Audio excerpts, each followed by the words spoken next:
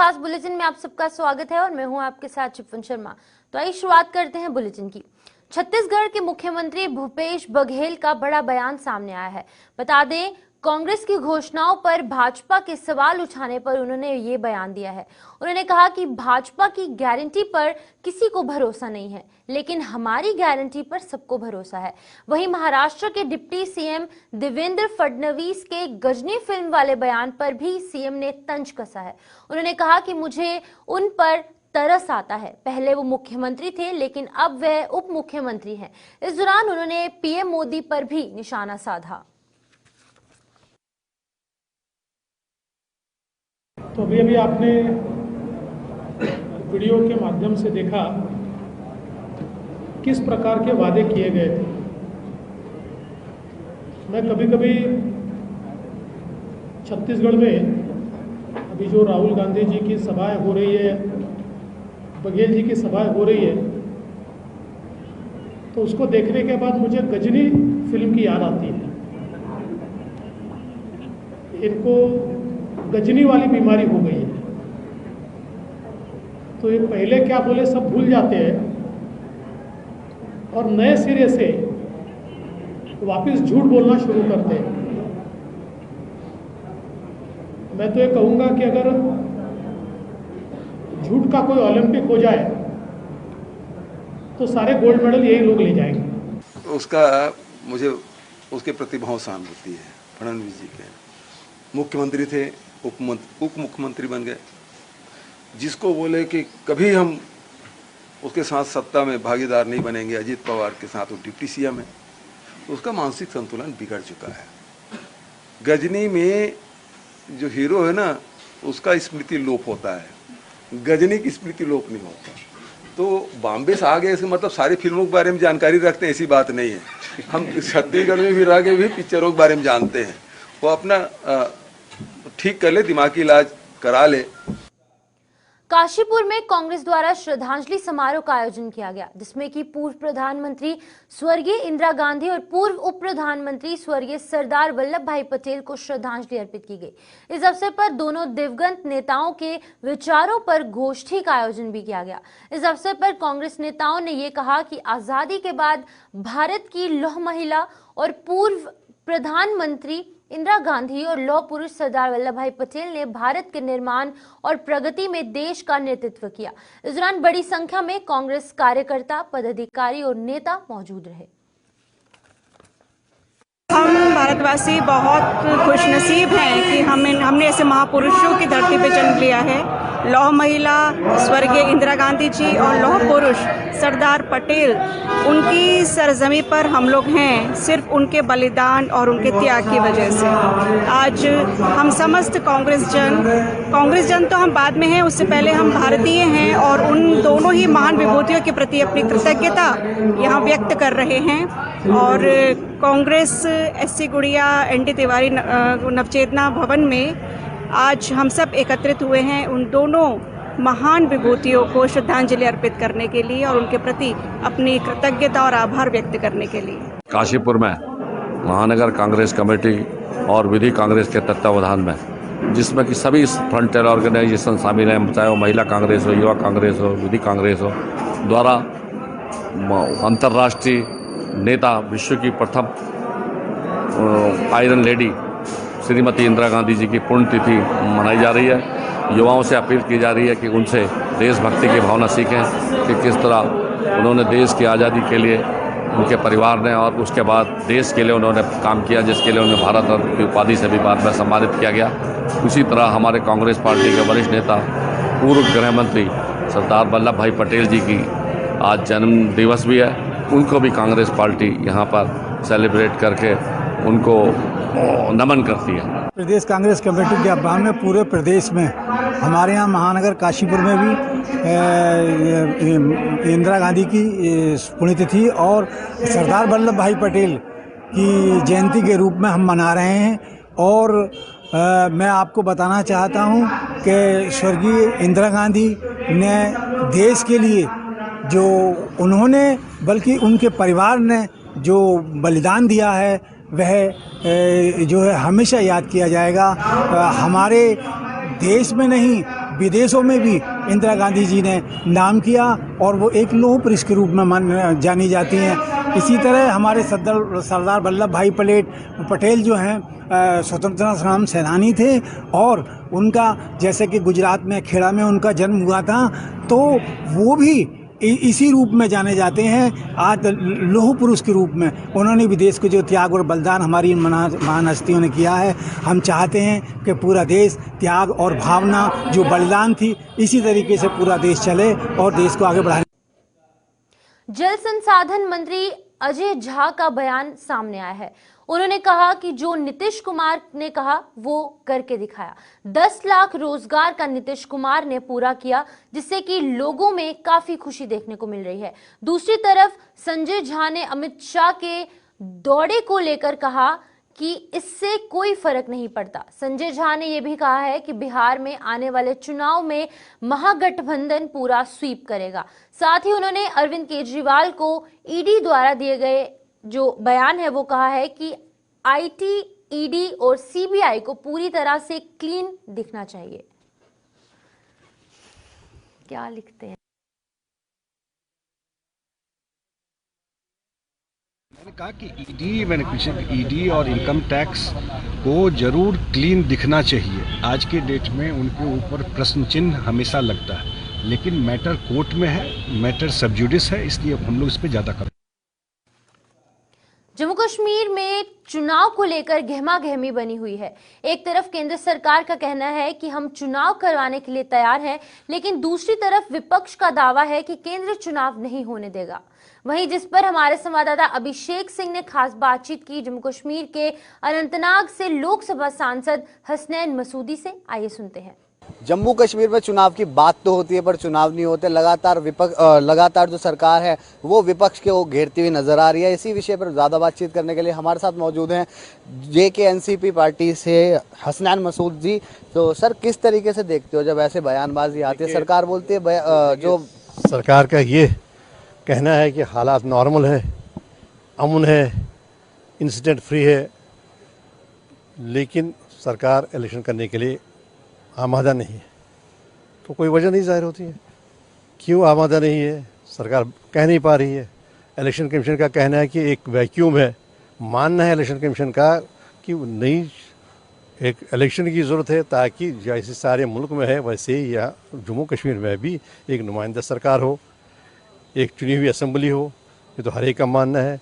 हर रोज़ ये दावा होती है कि जो हमारा मुल्क है वो तो मदर ऑफ डेमोक्रेसी है, लेकिन 15 मिलियन 1.5 करोड़ लोगों को महरूम रखा जा रहा है अपना जो असम्बली है वो चुनने के हक से।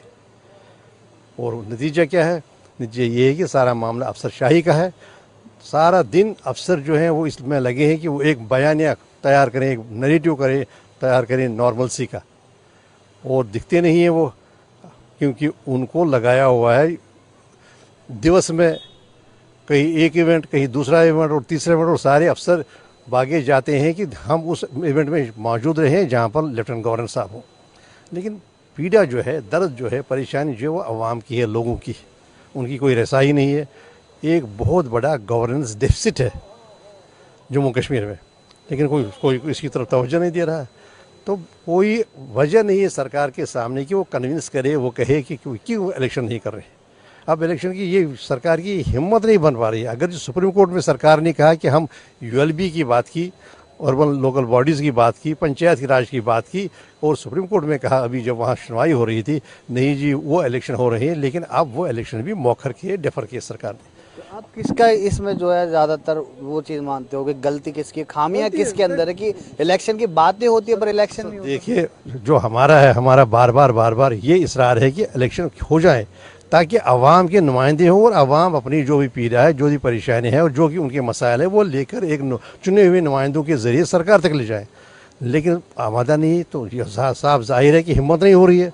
हिम्मत इसलिए हो रही है क्योंकि इलेक्शन का जवाब, इलेक्शन को जैसे करगिल में वहाँ के लोगों ने इलेक्शन को एक वसीला बनाया सरकार को जवाब देने में कि 5 अगस्त 2019 के फैसले हमें मंजूर नहीं है और मुस्तरद किए। और एक और बात है कि उन्होंने पूरा जोर लगाया, कई काबीना वजीर गए, पूरा जोर लगाए, कल करगिल में वो उनकी कामयाबी वो हुई नहीं। तो 10% भी नहीं हुई। तो यहाँ पर भी लगता है जैसे जाहिर ये है कि सरकार की हिम्मत इसलिए रो रही कि सरकार खौफजदा है कि इलेक्शन के जो नतीजे आएंगे वो बिल्कुल उनके खिलाफ होंगे और आवाम अपना फैसला सादर करेंगे। इसी वजह से तो लगता है, देखिए वरना कोई जाहिर में कोई वजह ही नहीं है कि इलेक्शन न करने की। और 1.5 करोड़ लोगों को महरूम रखने से कि उनका हक है वो अपनी सरकार चुनने का, अपने नुमाइंदे चुनने का, ताकि उनकी जो परेशानियाँ वो दूर हों, वो अपनी जो परेशानियाँ वो किसी को कहें, लेकिन कहीं पर मिल नहीं रहा। अब इतनी दिक्कत है आवाम को, इतनी परेशानियाँ हैं। देखिए बिजली है ही नहीं की, और हमारे पास ही जो 5 प्रदेश हैं स्टेट्स हैं वहाँ 0 बिल आती है आधी आबादी को, और यहाँ पर आपका STB हो, SC हो, BPL हो, और आखिरी जो पायदान पर खड़ा हो AY हो, उसको 1 साल से ज़्यादा की बिल आती है। ऐसी कई परेशानियाँ हैं। एक अवामी सरकार होती तो ये परेशानियाँ दूर होती। और वहीं पर बीजेपी जो है वो लगातार तंज कसती हुई नजर आ रही है, बोल रही है कि विपक्ष साथ नहीं दे रहा है। अगर विपक्ष साथ दे देगा तो इलेक्शन हो जाएंगे। साथ क्या देना, हम जब खुद इलेक्शन कमीशन के सामने गए और सारी जमातें इकट्ठे होकर गई, कहा कि इलेक्शन कीजिए, तो रोक कौन रहा है? देखिए इलेक्शन कौन रोक रहा है? इलेक्शन काम कर, इलेक्शन कराना किसका काम है? इलेक्शन कमीशन का इंडिया का। और उसको सहायता कौन करेगा, फैसिलिटेट कौन करेगा, उसमें मदद कौन देगा? सरकार, मरकजी सरकार और वहाँ की जो एडमिनिस्ट्रेशन है वो ही तो कर, इलेक्शन तो उनको ही करना है ना। और वही जब नहीं कर रहे हैं तो जाहिर सी बात है जो उंगली है वो उन्हीं की तरफ उठेगी, और ये माना जाएगा कि दरअसल वो खौफजदा हैं, घबराए हैं कि इलेक्शन अगर होगा मालूम नहीं इलेक्शन के नतीजे क्या होंगे, आगे फिर लोकसभा का इलेक्शन, मुल्क में क्या संदेश गया है। जो ये अभी तक मार्केट करते रहे सारे मुल्क में, देखिए जी 5 अगस्त 2019 के बाद हालात ठीक हुए, लेकिन ये क्या यही ठीक हुए कि इलेक्शन करने की हिम्मत नहीं हो रही है? जाते जाते एक आखिरी सवाल लेना चाहता हूँ, अगर इलेक्शन होते हैं तो JK-NCP के कितने कुछ सीटें आने वाली? देखिए जम्मू कश्मीर नेशनल कॉन्फ्रेंस जो है वो सब कोई 9 दहाइयों से ज़मीन पर है, वहाँ के उफक पर है 9 दहाइयों से। और उसने जम्मू कश्मीर नेशनल कॉन्फ्रेंस ने ही आज़ादी की जंग लड़ी है, शख्सी राज के खिलाफ जंग लड़ी है। वो तो आवाम के करीब है। जो भी आज तक सोशल जस्टिस या जो भी वहाँ पर जो भी तरक्की हुई वो तो इसी जमात की वजह से हुई, और ये तो आवाम के नज़दीक है। ये एक जमात नहीं है, ये एक तहरीक है, एक मूवमेंट है, आवाम की से जो बिल्कुल नज़दीक है, आवाम की जो तर्जमानी करती है। तो जाहिर सी बात है, तो जो अक्सरियत होगी और जो हुकूमत होगी वो तो जम्मू कश्मीर नेशनल कॉन्फ्रेंस की होगी, और जो एतमाद होगा आवाम का वो इसी पार्टी को होगा। तो ये थे हमारे साथ बातचीत करने के लिए लोकसभा सांसद हसनैन मसूदी जी, जिनका साफ तौर पर ये कहना था कि विपक्ष तो पूरी तरह से तैयार है चुनाव के लिए, पर जो केंद्र सरकार है वही तैयार होती नजर नहीं आ रही। और अगर चुनाव होते हैं तो JK-NCP जो पार्टी है उसके पास भी अच्छे खासे वोट मिलते हुए नजर आएंगे। JK24/7 न्यूज के लिए अभिषेक सिंह की रिपोर्ट। विधानसभा चुनाव में नामांकन का आखिरी दिन होने के कारण आज सभी पार्टियों के नेता जो हैं वो रैली निकालकर नामांकन करने पहुंचे और शक्ति प्रदर्शन किया। मध्य प्रदेश में होने वाले विधानसभा चुनाव के लिए आज नामांकन दाखिल करने का आखिरी दिन था। वैसे तो लगभग सभी प्रत्याशियों ने पहले ही शुभ मुहूर्त होने के कारण बिना लाभ लश्कर के नामांकन जमा करवा दिया था, लेकिन अपना राजनीतिक शक्ति प्रदर्शन नहीं कर पाए। इसीलिए आज नरसिंहगढ़ विधानसभा के प्रत्याशियों ने रैली निकालकर अपनी ताकत जो है वो दिखाई।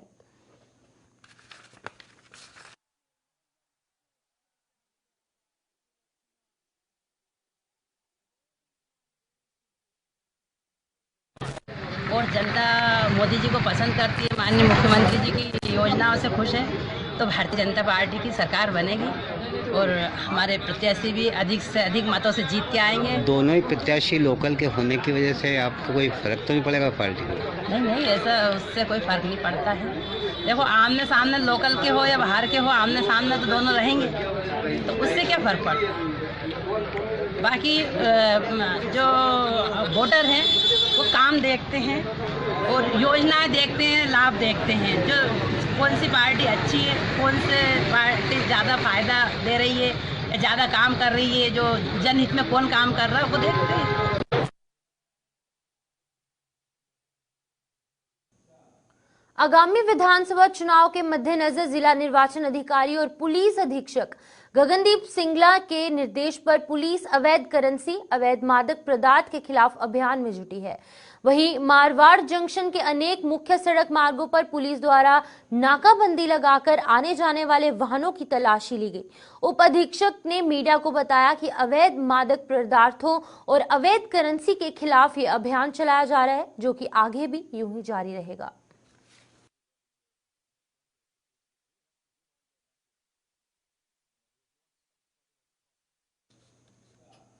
छपरा में राम भरत मिलाप कार्यक्रम का आयोजन किया गया, जहां की तेज प्रताप यादव बतौर मुख्य अतिथि के रूप में यहां पहुंचे। वहीं कार्यक्रम खत्म होने के बाद वो कार्यकर्ता के घर भोजन करने गए थे। इस दौरान उन्होंने चुनाव को लेकर अपनी प्रतिक्रिया व्यक्त की। इस दौरान यहां भगवान बाजार स्थित भरत मिलाप शोभा यात्रा समारोह का उद्घाटन भी हुआ।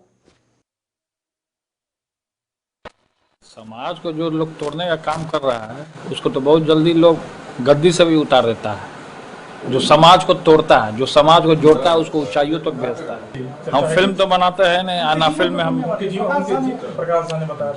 जीवन पे बनने वाली तो अच्छी बात है, पिक्चर बनना चाहिए। जितने भी हमारे इतिहास पुरुष हुए हैं, इनकी जीवनी और जीवन कथा तो होनी ही चाहिए। ये तो अच्छी बात है।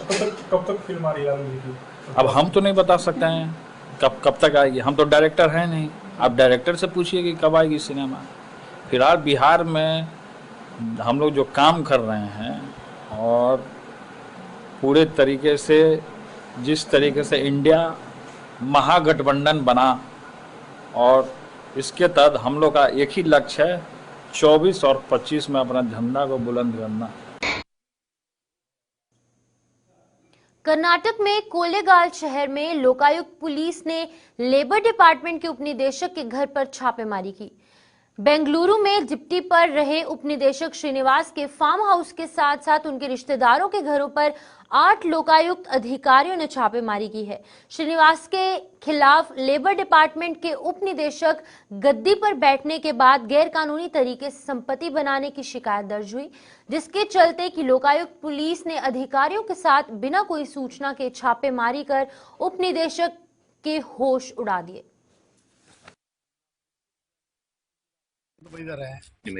ಸರ್ ಹೆಸರು ನಟರಾಜ್ ಅಂದ್ಬಿಟ್ಟು. ನಿಮಗೆ ಸಂಬಂಧ ಸರ್ ಶ್ರೀನಿವಾಸ್ ಅವರಿಗೆ? ಮಂಡಳಿ ಅವರು ಸರ್ ಶ್ರೀನಿವಾಸ್ ಅವರು. ಎಲ್ಲಿದ್ದಾರೆ ಸರ್? ಸರ್ ಬೆಂಗಳೂರು ಸರ್ ಅವರು. ಹೇಳಿ ಸರ್. ಬೆಂಗಳೂರು ಇದ್ದಾರೆ, ಉಪನಿರ್ದೇಶಕ ಬೈಲಾರಿ ಉಪನಿರ್ದೇಶಕರಾಗಿದ್ದಾರೆ. ಯಾರೋ ಲೋಕಾಯುಕ್ತರಿಗೆ ಕಂಪ್ಲೇಂಟ್ ಮಾಡಿದ್ರಂತೆ, ನಮ್ಮ ಮನೆಯಲ್ಲಿ ಬಂದು ಚೆಕ್ ಮಾಡಿದ್ರು, ಅವ್ರು ಸಹಕಾರ ನೀಡ್ತಾ ಇದೀವಿ, ಇಲ್ಲೇನು ಸಿಕ್ಲಿಲ್ಲ ಅವ್ರಿಗೆ ಏನು ಅವರು ಅವ್ರ ಹೆಸರು ಬಂದ್ಬಿಟ್ಟು ಇವರು ಲೋಕಾಯುಕ್ತರ ಇನ್ಸ್ಪೆಕ್ಟರ್ ಬಂದಿದ್ದಾರೆ, ಅವರಿಗೆ ನಮ್ಮಿಂದ ಸಹಕಾರ ಕೊಡ್ತಾ ಇದೀವಿ ಸರ್. ಏನು ತೊಂದರೆ ಇಲ್ದಾಗೆ ನಮ್ಮ ಹೋರಾಟಗಾರರಿಂದ ಅವರು ಸಹಕಾರ ಕೊಡ್ತೀವಿ. ನಮ್ಮ ಮೊದಲೇ ರೈತರು, ನನಗೊಂದು 30 ಎಕರೆ ಜಮೀನಿದೆ, ಅದೇನು ತೊಂದರೆ ಇಲ್ಲ, ಅವ್ರು ಸಹಕಾರ ಕೊಡ್ತಾ ಇದೀವಿ ಸರ್ ಅಷ್ಟೇ. ಸರ್ 8 ಮಂದಿ ಬಂದಿದ್ದಾರೆ ಸರ್. ಎಲ್ಲೆಲ್ಲಿ ಮಾಡಿದ್ರು ಸರ್? ಸರ್ ನಮ್ಮ ಮನೆ ಮತ್ತೆ ನಮ್ಮ ಅಣ್ಣನ ಮನೆ ಮಾಡೋದು ಸರ್. ನಿಮ್ಮ ಅಣ್ಣವ್ರ ಮನೆ ಎಲ್ಲಿ ಸರ್? ನಮ್ಮ ಪಕ್ಕದ ಮನೆ ಸರ್. ಯಾವ್ದು ಫಾರ್ಮ್ ಹೌಸ್ ಅಂತ ಹೇಳ್ತಾರೆ? ಫಾರ್ಮ್ ಹೌಸ್ ಸತ್ಯಗಾಲ ಇತ್ತು ಸರ್ ಅಷ್ಟೇ. ಅಲ್ಲಿ ತೋಟ ಫಾರ್ಮ್ ಹೌಸ್ ಅಲ್ಲ, ಅದು ತೆಂಗಿನ ತೋಟ ಮತ್ತೆ ಅಡಿಕೆ ತೋಟ ಹಾಕಿದ್ದಾರೆ ಅಷ್ಟೇ ಸರ್. 10 ಎಕರೆ ಇದೆ, ನಾವೇ ತಗೊಂಡಿದ್ದು ಸರ್ ಪ್ರೊಸೆಸಿಂಗ್ ಎಲ್ಲ.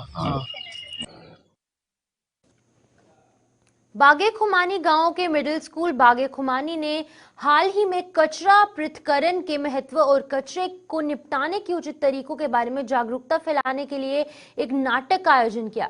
इस कार्यक्रम में बड़ी संख्या में लोग शामिल हुए और उन्होंने छात्रों की इस पहल की सराहना की। छात्रों ने कचरे और उसके कुप्रबंधन से संबंधित विभिन्न मुद्दों को संबोधित करने के लिए अपना सर्वश्रेष्ठ प्रयास किया। Chana dhinga chidi ka program jo pin sustainability and waste inji. Chana ek NGO आया सर कि विप्रो अर्थ जरे कोई मेन मकसद तो जो कि वेस्ट को how to segregate it, waste को गत्तो क्लासिफाई बजन छाना, उसमें से लकीली हम हमारे एक स्कूल भी इसमें हिस्सा ले रहे हैं। तो आज उसका हम एक प्रोग्राम कर रहे थे कि how to manage with the waste. छाना एक तो बता हर घर में, हर माहौल में, हर जगह सफाई तो अच्छे से होते हैं, खास करके माएँ घर में सफाई अच्छे से करते हैं, बहनें सफाई करते हैं, लेकिन हमारी दस्ता सब कल्चर ची तो कि सब कुछ घर से जो भी वेस्ट निकलते हैं सब कुछ एक ही डस्टबिन में डाले जाते हैं, सबको एक ही समझते हैं। लेकिन हमारे आज का इस प्रोग्राम का मकसद था सर कि उनको उस हर वो सारे वेस्ट नहीं और एक ही टाइप के वेस्ट नहीं है, वो अलग अलग टाइप के वेस्ट होते हैं सर। और एक चीज़ हमने आज यही समझा है कि हमारे घर से जो कोड़े निकल रहे हैं वो सारा एक ही टाइप के वेस्ट नहीं है। उनको हमने आज माएँ बहनें आज आए थे इधर, पेरेंट्स आए थे, उनको हमने यही बताया कि इन वेस्ट को अलग अलग कैसे करें। जैसे कि सर हमारे पास केले की छिलका निकल जाते हैं तो वो भी एक वेस्ट है। बाकी हमारे सब्जी के वगैरह जो दो खरा वेस्ट है वैशिक, फिर बाकी हमारे घर के और दूसरे चीज मतलब कचरा वगैरह बिंखन चीज दो खरा वैशिक, कोई प्लास्टिक के रपस आ जाते हैं वो अलग वेस्ट है। तो उन सबको हमने आज जो भी आज हमारे स्कूल में पेरेंट्स आते हैं उन सबको ये सारा डिटेल में बताया कि हम वेस्ट को कैसे क्लासिफाई करें और किसको किस चीज में डालना है, किस डस्टबिन को। जैसे कि आजकल हमारे मतलब एमसी वाले आते हैं, घर घर आते हैं कि वेस्ट को सारा वेस्ट एक ही जगह में ना डाला जाए। यही चीज कि गीले चीज को वेट वेस्ट को अलग से, ड्राई को अलग से, और कुछ चीजें ऐसे होता है कि दैट कैन बी रीयूजेबल। हर चीज फेंकने की, जलाने की, कंपोस्ट करने की ये भी नहीं है कि कुछ चीजें रीयूज होता है। जैसा आज के डेट में हमारे घर घर दरवाजे पे आते हैं कि कचरा क्यों, शोबू क्यों, बैटरी, ये सारा, यही सारा एक वेस्ट का क्लासिफिकेशन है सर। यही चीज आज हमने बताया और कुछ वेस्ट को हमने आज डिकम्पोज कैसे करना है और वो कंपोज करने के बाद हमको how to use that in our future life, ये सारा चीज आज हमने बताया।